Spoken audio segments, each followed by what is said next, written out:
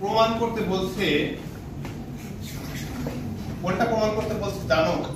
বলছে এ ও সি সমান 4x - 16 এবং বি ও সি সমান 2 × x + 20 সমান x এর মান কত। আমাদের পরিচয় চিহ্নিত করতে হবে যে আসলে এ ও সি টা কে।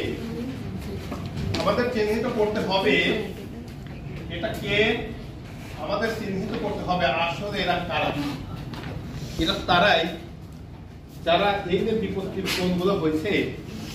দেখো এটার বিপত্তির কোণ এটা আসলে নাই মান, এটার বিপত্তির কোণ এখানে আসলে মান নাই।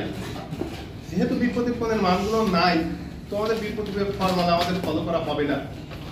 কিন্তু একটু লক্ষ্য করলেই দেখো যে এরা আসলে একটি দুই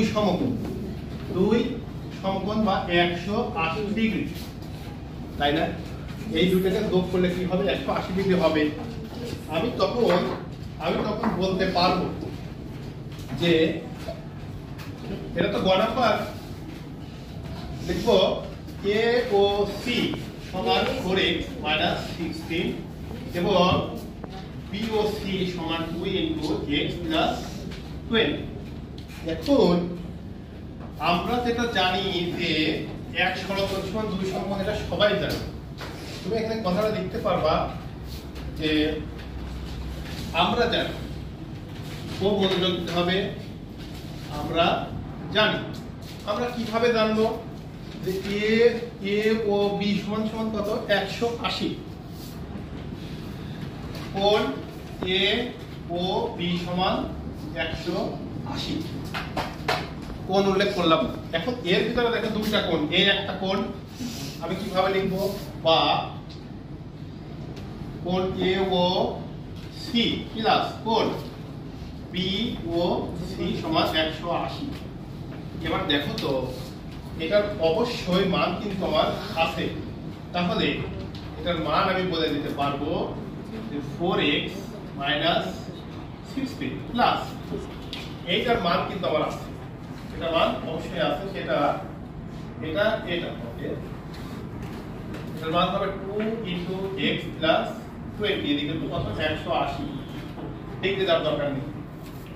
এখন দেখো 4x 16 প্লাস 2x প্লাস 14, আমরা জানি স্থলক জাতীয় রাশি আছে অনলি দুইটা, একটা দুইটার সামনে প্লাস।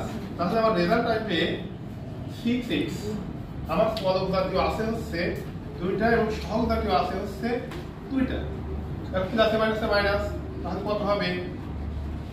24 এদিকে একটু 180। একটা ক্যালকুলেটর দেখো বিয়োগটা ঠিক আছে কিনা।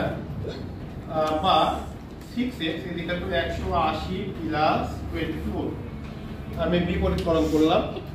তাহলে দেখো 140 বিয়োগ 16 24 প্লাস 180, আমার রেজাল্ট হবে 204। বা 6x = 204, কোন থেকে ভাগ হয়ে যাবে? x = 204 ভাগ 6 ভাগ 6 34 34, x এর মান 34। এখন তুমি বলতেই পারো x এর মান, তাই x এর অবশ্যই একটি মান, সেই মানটা স্থলকের একটি মান। যেখানে ডিগ্রি ইউজ করো সেটাই অ্যান্সার হবে, ডিগ্রি না ইউজ করলেও হবে। তুমি এটাই অ্যান্সার দিবে সরাসরি, এটাই অ্যান্সার।